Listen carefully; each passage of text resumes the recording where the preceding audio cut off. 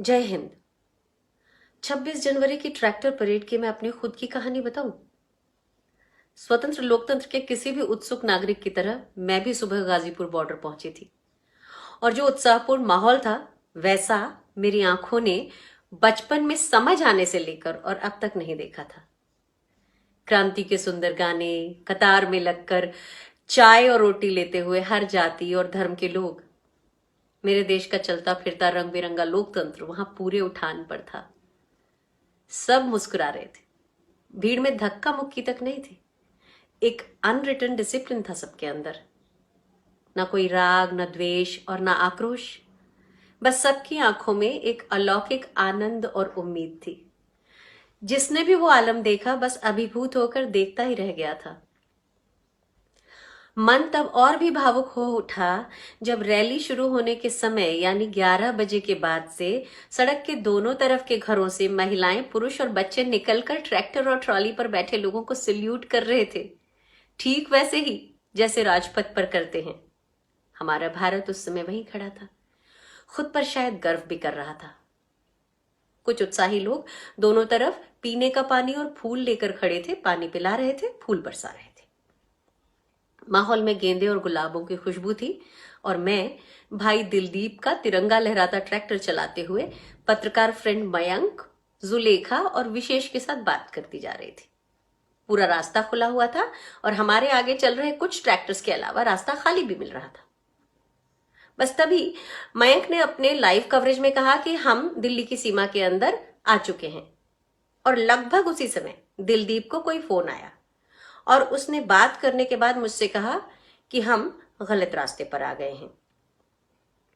मैंने tractor side में लगाया और फिर रिवर्स में लेकर हम कट तक पहुंचे और वहां से फ्लाईओवर के नीचे आकर वापस गाजीपुर बॉर्डर की ओर यू टर्न लिया। लेकिन थोड़ा आगे जाकर जानते हैं हमने क्या देखा?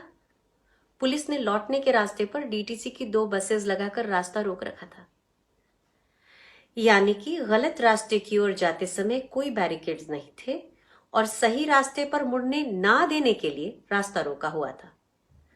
हम तो दिल्ली के बारे में जानते थे तो जल्दी लौट लिए, लेकिन जो किसान दिल्ली इसी परेड के लिए आए थे उनसे चूक होना लाजमी था और दिल्ली पुलिस का कोई इंडिकेटर या मार्गदर्शन था ही नहीं। इस आप बीती को आज कहना इसलिए जरूरी है कि आप जानें कि यह सिर्फ एक समझा बूझा ट्रैप था किसान आंदोलन को तोड़ने का, और किसानों का दुर्भाग्य कि वे इस ट्रैप में फंस भी गए। यानी इस बार तथाकथित चाणक्यों की साजिश कामयाब रही। इसमें पुलिस ने तो किसानों से अंडरटेकिंग ली थी, लेकिन अपनी तरफ से पुलिस की मार्ग में क्या व्यवस्था रहेगी इसका कोई कमिटमेंट जाहिर तौर पर ना तो देखने में आया, ना एक नक्शे के अलावा कोई और दस्तावेज प्रचारित या पब्लिश हुआ। बहरहाल लाल किले की पूरी घटना बहुत दुर्भाग्यपूर्ण है और इतिहास में कलंक की तरह दर्ज हो गई है, लेकिन इसकी साजिश करने वालों ने देश की अस्मिता के बारे में तो सोचा ही नहीं।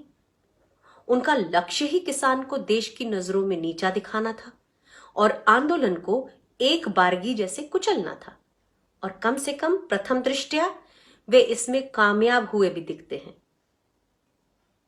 यानी लोकतंत्र में एक बार फिर एक षड्यंत्र हुआ, बड़े पैमाने पर हुआ। लोकतंत्र एक बार फिर शर्मसार हुआ और इतिहास में एक गणतंत्र दिवस दूषित हो गया। किसान के कंधे से बंदूक भी चल गई और किसान ही घायल भी हो गया। इस तरह की साजिशें आज लोकतंत्र में निहत्थे का शिकार करवा रही हैं और हम मानसिक रूप से शिकार हो रहे हैं, बीमार हो रहे हैं। हो सके तो इस पहलू पर भी विचार कर लें।